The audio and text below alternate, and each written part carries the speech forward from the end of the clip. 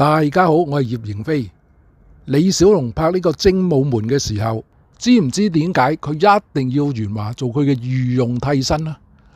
係葉迎飛，你講起又有啲怪啦。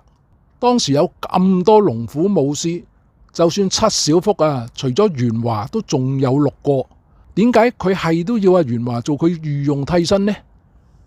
梗係有原因啦。另外，阿元華私底下試過佢嘅絕招。李小龍呢個絕招一出，阿元華直情嚇呆啊！喂，阿葉迎飛，李小龍呢個係咩絕招啊？快啲講，你唔使心急，慢慢聽我講。嗱，首先我就介紹一下元華嘅背景。元華7歲開始呢，就跟隨于占元學呢個京劇，佢嘅師兄弟呢，有阿成龍、洪金寶、元彪，另外仲有幾個，加埋呢，人稱佢哋七小福。你知唔知阿元華當年跟阿于占元學呢個京劇呢，有幾辛苦啊？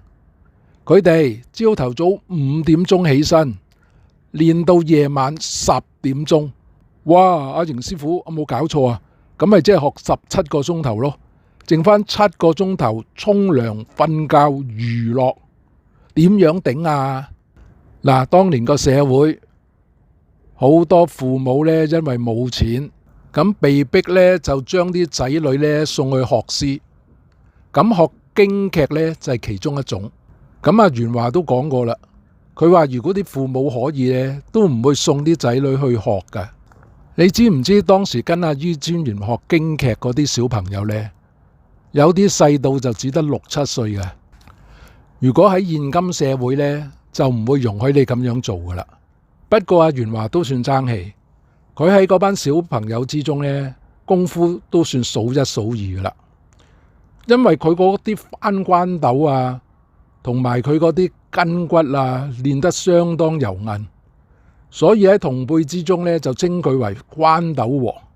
阿元華佢又講啦，佢話雖然當年跟阿于占元呢學呢個京劇功夫好辛苦，但係正因為咁，就練成咗佢堅毅不屈嘅意志同銅皮鐵骨嘅身手。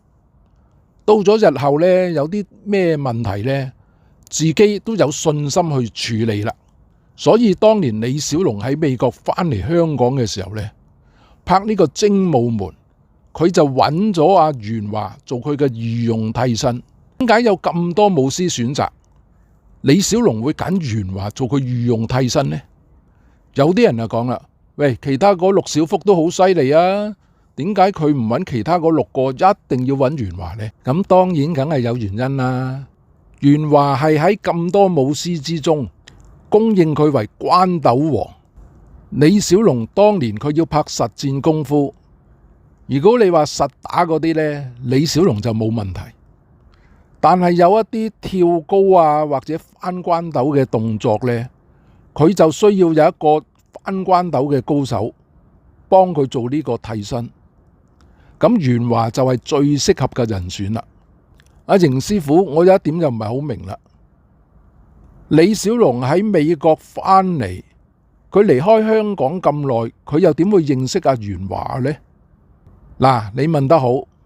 李小龍點解會認識阿元華呢？其實就係透過當時嗰個武術指導韓英傑。韓英傑推薦阿元華俾阿李小龍。阿李小龍一試阿元華嗰啲翻關斗，嗰啲跳躍，就舉起大拇指讚犀利。咁以後呢，就認定阿元華做佢個御用替身。喂，阿葉迎飛，韓英傑係咪當年拍唐山大兄同阿李小龍格鬥嗰個奸角啊？係啊，就係嗰個啦。其實韓英傑本身都大有來歷嘅喎，唔知大家又知唔知呢？原來韓英傑係阿于占元嘅女婿，係當年拍粵語長片阿于素秋嘅姐夫，所以阿韓英傑同阿元華就一早認識嘅。咁韓英傑就知道阿元華喺于占元徒弟裏面翻關斗最出色嗰個，所以佢就推薦俾阿李小龍啦。喺拍完呢個精武門呢，李小龍仲同阿元華講，想組織一個班底過去荷里活嗰度大展拳腳。當時元華呢，就係其中李小龍選中嘅一個。咁當然啦，林正英都係啦。所以當時嘅元華充滿信心，佢對自己嘅未來呢，覺得係一片光明嘅。但係人生無常，李小龍突然逝世，咁就將呢個計劃擱置咗啦。本來當時跟住李小龍嗰啲龍虎武師呢，有機會去做呢個國際明星，但係因為李小龍突然逝世，咁就令到佢哋嘅夢想幻滅咗啦。自此之後呢，成龍啊、洪金寶啊、劉家良啊嗰啲就崛起咗啦。有洪家班啊、成家班啊，同埋呢個劉家班，跟住仲有呢個袁家班。咁元華就加入咗洪家班，咁當然啦，再做唔到主角啦。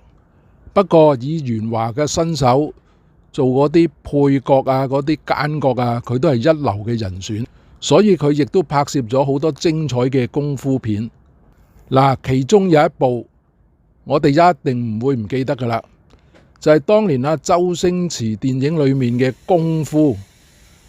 元華同袁秋咪飾演兩個世外高人咯。喺嗰套戲佢哋就叫做神雕俠侶啦。當時同佢哋做對手格鬥嗰個呢，就係梁小龍。梁小龍喺裏面飾演火雲邪神，用嗰個天蠶腳同嗰個蛤蟆功啊，犀利到不得了啊！但係佢估唔到呢，元華同袁秋呢，仲有一招殺手鐧，就係利用個大啷啷變成個大喇叭。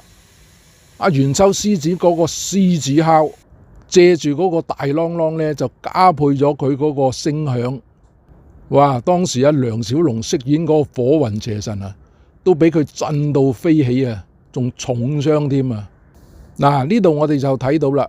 雖然元華做唔到主角，但係佢呢幾十年呢，做嗰啲綠葉啊、配角啊、嗰啲奸角啊，佢嘅特色呢都係冇人取代到嘅。所以周星馳嗰陣時講啦，佢好欣賞元華，好欣賞元華嘅身手，同埋元華仲係一個喜劇嘅演員，所以佢就親自去揾元華啦，覺得元華好適合做裏面神雕俠侶嗰個男角色。元華除咗自細跟于占元呢學呢個京劇功夫之外呢，佢自己亦都有學詠春啊、太極啊，同埋呢個合氣道，所以佢到70歲呢都仲可以翻關斗，佢都可算老而彌堅啦。有啲網友就曾經問過我啦，佢話成龍、元華、洪金寶、元彪4個邊個好打啲啊？嗱，如果以細個嘅時候呢，于占元講洪金寶就最好打。咁另外元華呢，細個嘅時候呢，就被稱為關斗王。咁即係話佢嗰啲筋骨柔韌程度呢最高嘅，而且翻關斗嗰個身手呢最強嘅。咁如果我目測佢哋4個大咗，邊個最好打呢？我諗元華唔係排第一都排第2噶啦。元華佢透過拍周星馳電影呢套功夫，嗰個知名度呢就再次大升啦。元華嘅命格雖然唔能夠做主角，但係做配角嚟講呢，佢都可算係綠葉王啦。所以人有自己嘅命運，有自己嘅命格，唔需要羨慕人哋嘅成就。所謂各有前因莫羨人，你只要能夠做到自己喜歡嘅事情，發揮到自己嘅天賦，就算係一啲微不足道嘅工作，亦都可以有你嘅成就。所謂行行出狀元，元華就係一個例子啦。元華本身自己嗰個翻關斗嗰啲功夫，嗰啲演技，佢係有質素，觀眾係睇到嘅。喂，葉迎飛，你又話當年元華試過李小龍嘅絕招，究竟李小龍用嘅係咩絕招啊？嗱，當年阿元華呢本身自己嘅性格呢都幾活躍、幾百厭噶，佢周不時就偷襲阿李小龍，有一次仲爭啲俾李小龍打到飛起。咁元華有一次呢，就連同7個龍虎武師揸嗰個拳把，就俾阿李小龍踢。咁佢哋個心諗，我哋7個人用晒力揸住個拳把，我唔信你踢得喐。咁啊，李小龍就試下啦。李小龍就用嗰個飄步嘥擊一踢埋去，一發出嗰下爆炸勁，7個人點樣啊？好似保齡球咁，唔知大家打過保齡球未啦？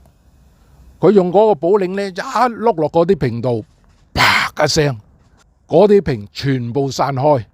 嗱，喺呢度呢，就唔係屏，係嗰7個人。李小龍一個飄步嘥擊踢落去嗰個把度，7個人都頂唔住，即刻全部彈開。你話李小龍嗰腳幾勁啦？你話如果係1個人俾李小龍踢中啊，唔死都重傷啊！所以點解50幾年後仲咁多人尊敬李小龍、敬重李小龍？李小龍真係有真功夫噶嘛？你試下揾第二個啊，睇下做唔做得到啊！50幾年後，你都未見過有一個人揸個拳把，好似個人個身體咁大嘅，一個飄步嘥擊踢過去，成個離地飛起10幾尺，揾唔到第二個。所以元華就服晒李小龍啲功夫啦。咁唔單止元華嘅，佢大師兄洪金寶雖然同阿李小龍比試打輸咗，但係佢都衷心佩服李小龍，衷心佩服李小龍嘅功夫。其他世界各國好多頂尖高手都同李小龍交過手，都慘敗，但係佢哋輸咗，掉返轉頭舉起拇指讚李小龍係功夫王。到而家50幾年後，啲外國人仲講李小龍係 MMA 嘅格鬥之父。李小龍啊，真係受之無愧啊！嗱，周星馳上台攞獎嘅時候，佢咪講過咯。佢話首先我要向一啲人致敬，佢第一個致敬嘅人呢，就係李小龍啦。點解啊？佢由細到大睇李小龍電影，佢覺得李小龍係佢偶像，佢第日要好似李小龍咁叻咁有成就，咁佢由細咪模仿阿李小龍嗰啲功夫咯。咁其中阿李小龍嗰啲雙截棍好犀利噶嘛，佢細個冇錢，咪揾個地拖棍切開佢2橛，鑲2口螺絲，加條鐵鏈仔，咁咪當雙截棍咯。咁就練佢嗰啲針嘥棘啊。所以你睇下周星馳電影呢，大部分都有阿李小龍嗰啲功夫喺度噶。阿周星馳咪自己親自扮李小龍咯。佢細個模仿咗佢咁多功夫啦，而家佢有機會啦，喺電影啦，佢咪 show 出嚟咯。嗰啲針嘥棘啊，嗰啲拳法啊。所以阿周星馳攞獎嘅時候，佢就講啦：李小龍前無古人，後無來者，係得李小龍可以做得到啫。你睇下揾唔揾到第二個功夫明星可以有李小龍嘅成就啊？咁你有錢，你可以做到好多數字出嚟，但係咪真係全世界嘅人都認同呢？嗱，周星馳當日攞獎，佢嗰個成就已經超然啦。大家唔知有冇聽過啦？國內阿馬雲先生，我諗大家都知馬雲係邊個啦。佢曾經接受視頻嘅時候講過2句說話。咩說話？佢話你未睇過金庸小說，你未睇過周星馳電影，你唔算係中國人。咁你可想而知啊，周星馳喺我哋中國人嗰個份量有幾高啦。但係周星馳嘅偶像係李小龍喎，佢最崇拜嘅人、最尊敬嘅人係李小龍喎。佢將佢一生嘅興趣同佢一生嘅事業都放晒喺李小龍功夫嗰度喎。所以你睇佢每一部嘅電影，都有李小龍嘅影子，都有李小龍嘅功夫，所以佢真真正正係李小龍嘅頭號 fans。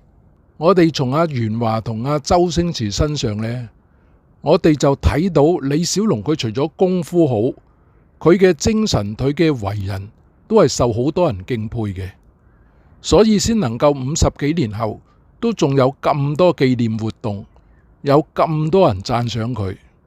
有啲人話佢嘅功夫係無敵嘅，佢嘅功夫係咪無敵我唔知，但係佢嘅功夫呢，的確罕逢敵手。無敵是最寂寞啊，最是痛苦，未得一展抱負，更是痛苦。誰明白那份寂寞？怕燈光燥極，獨因一些際遇埋抱負。命運原是最冷酷，知心已死步劬勞，中間已分大義隨開，盡意難盡愛實在殘酷。上流俠客羨慕我劍道之高。如果喜歡我個影片，請按訂閱。喺呢度順帶一提，你撳訂閱之餘呢，隔籬有個啷啷，你撳埋嗰個啷啷呢，第一時間就睇到我影片啦。多謝支持。